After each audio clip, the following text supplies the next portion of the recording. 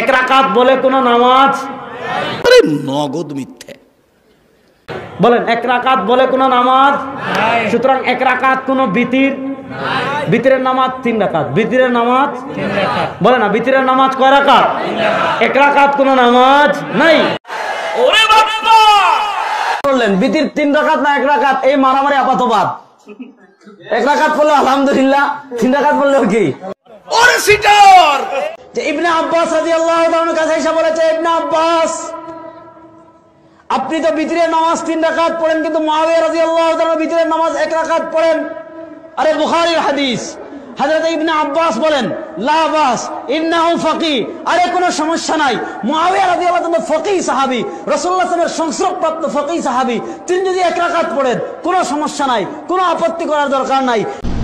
এর উত্তর হচ্ছে যে সহিহ হাদিস পাওয়ার পরেও দঈফ হাদিস, জাল হাদিস ধরে রাখা এটাই ফিতনা। কিন্তু সেখানে সহিহ হাদিসের আমল করা বা হাদিসকে যদি ফিতনা বলা হয়, সহিহ হাদিসকে বা সহিহ হাদিসের আমলকে, এটা কিন্তু ঈমান ভঙ্গের কারণ হয়ে যাবে। কারণ হাদিস, সহিহ হাদিস কোনোদিন ফিতনা হয় না। বা নবী সাল্লাল্লাহু আলাইহি ওয়াসাল্লামের সুন্নাহ আমল যদি একই বিষয়ে 4টা আমলও থাকে, 4টা সহিহ হাদিস দ্বারা প্রমাণিত হয়, কোনোটাই ফিতনা না। যদি কোনোটাকে ফিতনা বলা হয় তাহলে এটা ঈমানের উপরে আঘাত আসবে। রাসূল সাল্লাল্লাহু আলাইহি ওয়াসাল্লাম বলছেন, এক শ্রেণীর আলেম জাহান্নামের দরজায় দাঁড়িয়ে থাকবে। আলেম দায়ী তারা, তাদের আহ্বান হবে আমাদের দিকে আসুন, আমরা আপনাকে জান্নাতের পথ দেখাবো। আল্লাহ রাসূল বলেছেন মান আজাবাহুম ইলাইহা কাযাফুহু ফিহা, ওদের ডাকে যেই সাড়া দিবে তাকে ধরেই তারা জাহান্নামে ফেলে দিবে। এটা রাসূলের ভাষা, সহিহ বুখারী মুসলিমের হাদিস। আলেমরা জাহান্নামের দরজায় দাঁড়িয়ে থেকে বলবে এই দিকে আসো, এই দিকে আসো, এটাই জান্নাতের পথ। রাসূল বলছেন খবরদার যেও না, মান আজাবাহুম ইলাইহা কাযাফুহু ফিহা, যেই তাদের ডাকে সাড়া দিবে তাকেই তারা জাহান্নামে নিক্ষেপ করবে। এক শ্রেণীর দায়ী এরকম আছে বা থাকবে, কিয়ামত পর্যন্ত আছে, ওরা ডেকে জাহান্নামে ভরে মানুষকে, আলেমেরা। হুযায়ফা, তারা আমাদের মতনই চামড়ার মানুষ হবে, আমাদের ভাষায় তারা কথা বলবে, তুমি তাদেরকে চিনতে পারবে, চিনতে পারলেই তাদের বিরোধিতা করো। যদি এই কথা না বলতেন আল্লাহ রাসূল 2টা কথা, তারিফু মিনহুম ওয়াতুনকির, তুমি তাদেরকে চিনতে পারবে, চিনতে পারলেই তুমি তাদের বিরোধিতা করবে। বেতের নামাজ 1 রাকাত পড়া যাবে কি? 1 রাকাতেরই হাদিস সংখ্যা বেশি, সব হাদিস প্রায় 1 রাকাত। 3 রাকাতের সহিহ হাদিস, 5 রাকাতেরও সহিহ হাদিস, সব একটা না, মধ্যে বসা হবে না। আর বেতর সর্বনিম্ন 1, তার উপরে 3, 5, 7, 9, 11, কথা বোঝা গেছে? এর মধ্যে সর্বনিম্ন যখন 1, সুতরাং কেউ যদি 1 রাকাত বেতর পড়ে, টোটাল এর সাথে 4 পড়লো ফরজ, 2 সুন্নাত, 1 রাকাত বেতর যথেষ্ট, কোনো গুনাহ নেই। আমি জানতে চাই বিতরের নামাজ কয় রাকাত, 1 রাকাত নাকি 3 রাকাত? দয়া করে একটু সঠিকটা জানাবেন ভাই। বিতরের সালাত 1 রাকাত পড়াও জায়েজ আছে? রাসূলুল্লাহ সাল্লাল্লাহু আলাইহি ওয়াসাল্লাম বিতির 3 রাকাত, 5 রাকাত, 7 রাকাত, 1 রাকাতের কথাও বলেছেন।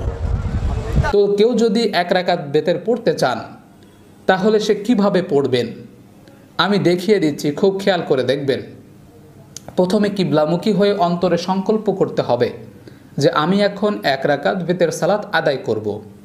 এতটুকু কথা নিজের মতো করে শুধু অন্তরে সংকল্প করতে হবে, মুখে বাংলায় অথবা আরবিতে উচ্চারণ করতে হবে না। শুধু অন্তরে সংকল্প করলেই সেটা নিয়ত হিসেবে যথেষ্ট হবে। তো এভাবে 1 রাকাতের নিয়ত করে আপনি তাকবীরে তাহরিমা দিয়ে হাত বেঁধে নামাজ শুরু করবেন। প্রথমে সানা পড়বেন, আল্লাহুম্মা বাঈদ বাইনি অথবা সুবহানাকা আল্লাহুম্মা। সানা শেষ করার পরে আউযু বিল্লাহি মিনাশ শাইতানির রাজিম, বিসমিল্লাহির রহমানির রহিম। এরপরে সূরা ফাতিহা আলহামদুলিল্লাহি রাব্বিল আলামিন থেকে ওয়ালাদ-দাল্লিন আমিন পর্যন্ত। এরপরে বিসমিল্লাহির রহমানির রহিম পড়ে যে কোনো একটা সূরা মিলাবেন, অর্থাৎ যে কোনো একটা সূরা পড়বেন। সূরা কাউসার হতে পারে, সূরা ইখলাস হতে পারে। সূরা পড়ার পরে আপনি সাথে সাথে দোয়া কুনুত পড়তে পারেন, সাথে সাথে দোয়া কুনুত পড়বেন। সূরা শেষ হওয়ার পরেই দোয়া কুনুত পড়ে রুকু সেজদা করে বৈঠকে বসে তাশাহুদ, আতাহিয়াত, দুরূদ শরীফ, দোয়া মাসুরা পড়ে সালাম ফিরিয়ে 1 রাকাত শেষ করে ফেলবেন। বিতির সালাত 1 রাকাত পড়াটাই উত্তম। বিতির সালাত এক রাকাত পড়াটাই উত্তম। বিতির সালাত এক রাকাতের বিধান কি? যে বিতির সালাত এক রাকাত পড়া জায়েজ আছে, বিভিন্ন হাদিসে আসছে রাসূলুল্লাহ সাল্লাল্লাহু আলাইহি ওয়াসাল্লাম এক রাকাত বিতির পড়েছেন। এক রাকাত বিতির পড়ার মধ্যে কোনো সমস্যা নেই। বিতির অর্থই বেজোড়।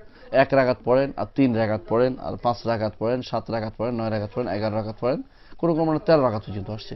কিন্তু কেউ যদি বিতির আদায় করতে চায় তাহলে সে 1 রাকাত, 3 রাকাত, 5 রাকাত, 7 রাকাত দিয়ে সে বিতির আদায় করতে পারে।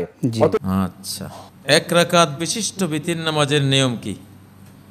আল্লাহু আকবার, তারপরে সানা, তারপর আউযু বিল্লাহি মিনাশ শাইতানির রাজিম, বিসমিল্লাহির রহমানির রহিম, তারপর সূরা ফাতিহা, তারপর অন্য সূরা বলে রুকুতে চলে যান।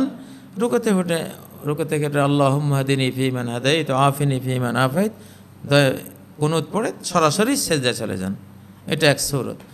আরেক সূরত হলো সূরা ফাতিহা অন্য সূরার পরে দোয়া কুনুত পড়ে ফেললেন সরাসরি। সূরা ফাতিহা অন্য সূরা শেষ, ইন্না আ'তাইনাকাল কাউসার ফাসাল্লি লিরাব্বিকা ওয়ানহার ইন্না শানিআকা হুয়াল আবতার। তারপর আল্লাহুম্মা হাদিনি ফীমান হাদাইত। আমাদের দেশে যেভাবে রুকুর আগে কুনুত পড়ে এটাও আছে, কাবলাল রুকু ও বাদার রুকু দুইটাই আছে আনাসের রাওয়ায়াত সহিহ বুখারীতে। এটাও করতে পারেন, বা রুকুটা আগে করেন, রুকু থেকে উঠে হাত তুলে দোয়া কুনুত পড়েন, তারপরে সরাসরি সিজদা, তারপরে আত্তাহিয়াতে বৈঠক, তারপরে সালাম, শেষ। তো তিনি সেখানে বলছেন যে বিতির 1 রাকাত, 3 রাকাত, 5 রাকাত, 7 রাকাত, 9 রাকাত, 11 রাকাত পর্যন্ত বিতিরের দলিল পাওয়া যায়। 2 রাকাত পরে সালাম ফিরিয়ে পরে 1 রাকাত পড়বেন, কুনুত করবেন রুকুর পরে হাত তুলে। রাসূল সাল্লাল্লাহু আলাইহি সাল্লাম থেকে 1 রাকাত, 3 রাকাত, 5 রাকাত, 7 রাকাত, 9 রাকাত পর্যন্ত একসাথে পড়ার বিধান এসেছে।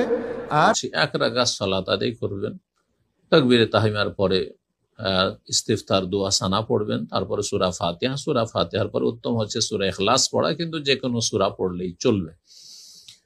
আর তারপরে রুকুর আগে বা পরে দোয়ায়ে কুনুত পড়বেন। বিতির মানে বেজুর, আর সর্বোচ্চ বা সর্বশ্রেষ্ঠ বেজুর হলো 1, একের পরে আর কিছুই নাই। তাই বেজুর 1 অথবা 3 অথবা 5 অথবা 7 অথবা 9। হ্যাঁ, অতএব আপনি 1 রাকাত পড়তে পারবেন। এটা অন্য মাযহাবের অনুসরণ করে নয়, বরং এটা আমাগো বড় ইমাম হলেন মুহাম্মদ রাসূলুল্লাহ সাল্লাল্লাহু আলাইহি ওয়াসাল্লাম, তার অনুসরণ করে।